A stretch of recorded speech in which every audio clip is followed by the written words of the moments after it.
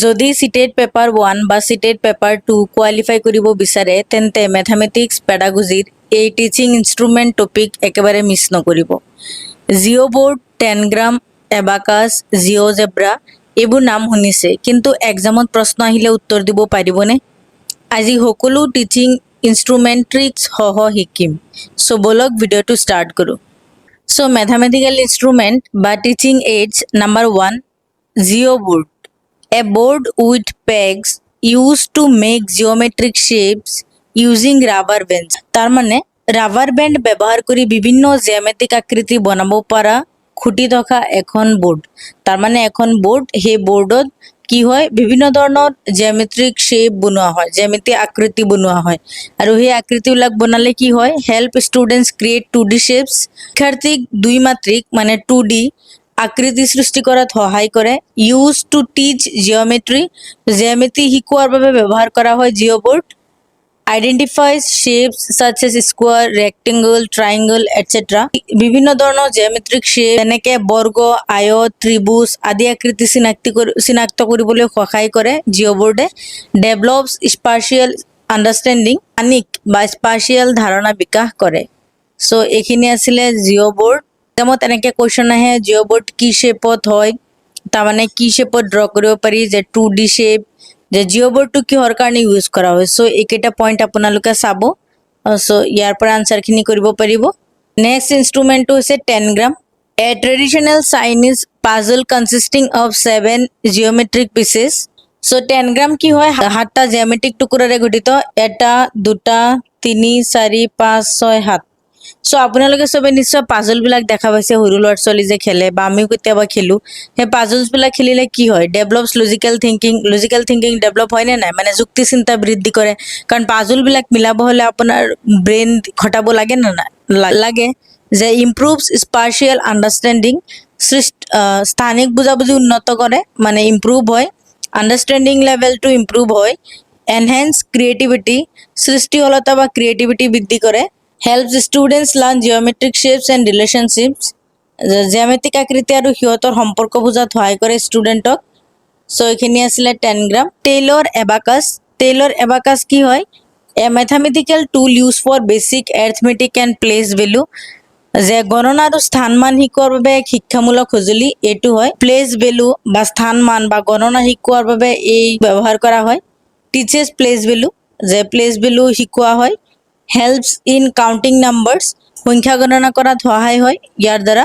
Used for edition and সাবট্ৰেকশন, যোগ আৰু বিয়োগ শিকোৱাত ব্যৱহাৰ কৰা হয়। এতিয়া যদি বোলে যোগ শিকোৱাব লগা হয়, তেতিয়া ইয়াতে আমি কি কৰিম, টেনগ্ৰামত টেইলৰ এবাকাছত এইবিলাক প্লাস কৰিম নে নকৰিম, আৰু দি দিম।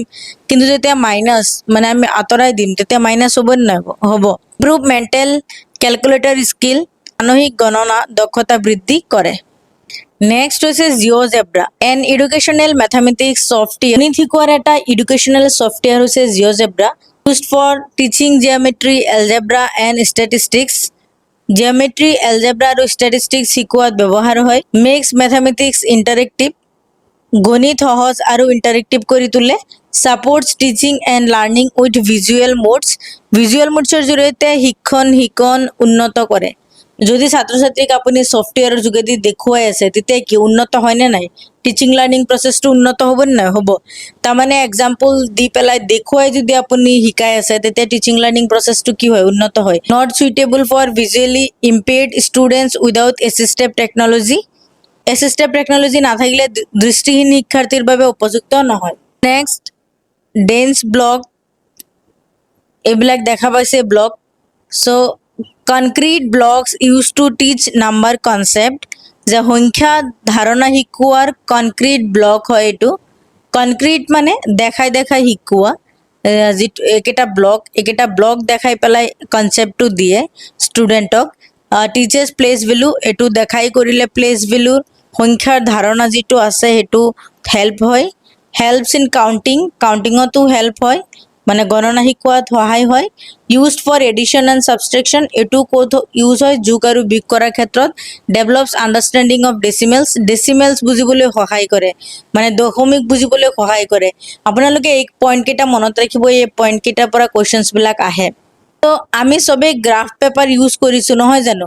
তো গ্ৰাফ পেপাৰ কিহৰ কাৰণে ইউজ কৰা হয় বা কি হয় এ পেপাৰ উইথ স্কোয়াৰ গ্ৰিড বৰ্গাকাৰ ঘৰৰ সৈতে বিশেষ এটা কাগজ গ্ৰাফ পেপাৰ সবেই চিনি পায় use to draw graphs graph draw কৰিবৰ কাৰণে আমি গ্ৰাফ পেপাৰ ব্যৱহাৰ কৰোঁ helps find the area of figure so graph কি হয় ক্ষেত্ৰফল বা এৰিয়া নিৰ্ণয়ত সহায় কৰে তো আমি গ্ৰাফৰ পৰা কি এৰিয়া এটা ওলাব পাৰো নে নোৱাৰো পাৰো ৰিপ্ৰেজেন্টছ ডেচিমেলছ দশমিক দেখুৱাব পাৰি দশমিক দেখুৱাব পাৰো নে নোৱাৰো পাৰো useful for multiplication and plotting points এইটো চাব গ্ৰাফটো কেতিয়াও এডিশ্যন আৰু ছাবষ্ট্ৰেকশ্যনত ইউজ নহয় ইউজ হ'ব মাল্টিপ্লিকেশ্যন এণ্ড প্লটিং পইণ্টছত যে প্লটিং আৰু গণিতৰ বিভিন্ন কামত কি হয় উপযোগী হয় ঠিক আছে ডট পেপাৰটো অলপ বেলেগ এনেকৈ dot dot dot dot dot দিয়া থাকিব paper containing evenly space dots সমান দূৰত্বৰ বিন্দু থকা এটা কাগজ হয় ইউজ টু ড্ৰ জিঅ'মেট্ৰিক শ্বেপ জিঅ'মেট্ৰিক আকৃতি আঁকিবলৈ ব্যৱহাৰ কৰা হয় হেল্পছ ডেভেলপ ড্ৰয়িং স্কিলছ আখনি দক্ষতা বৃদ্ধি হয় এইবিলাক ডট যেনেকৈ স্কুলত থাকোঁতে দিছে ন এনেকুৱা বুকছবিলাক এনেকৈ ডট দিয়া থাকে চাপ'জ এটা এলিফেণ্ট আঁকা আছে এনেকৈ ডট ডট ডট দি আছে তো সৰু বাচ্চাবিলাকক কি কৰে এই ডটটোত ওপৰত ঘূৰাব কয় তেতিয়া ঘূৰাব কয় মানে কি ড্ৰয়িং স্কিলটো কি হয় ডেভেলপ হ'ব নে নহ'ব হ'ব অভিয়াছলি হ'ব use for creating English alphabet patterns and designs আৰু ছেইম যে বিভিন্ন পেটাৰ্ণ আৰু ডিজাইন তৈয়াৰ কৰা হয় যেনেকৈ আমি এতিয়া এলফাবেট ডট ডট দি এলফাবেট লিখা আছে ডট ডট দি এলফাবেট লিখা আছে সৰু ল'ৰা ছোৱালীক কি কৰে এই ডট ডটৰ ওপৰত কি হাতটো ঘূৰাব দিয়ে তাৰমানে তেনেকৈ শিকে নে নিশিকে শিকে ইম্প্ৰুভছ স্পাৰ্চিয়েল ভিজুৱেলাইজেশ্যন স্পাৰ্চিয়েল ভিজুৱেলাইজেশ্যন কি হয় উন্নত হয় next and last grid paper grid paper কি এনেকুৱা ধৰণৰ থাকে গ্ৰিড পেপাৰ যে গ্ৰিড পেপাৰ কিহৰ কাৰণে ব্যৱহাৰ হয় বা কি হয় a square grid paper with 100 small boxes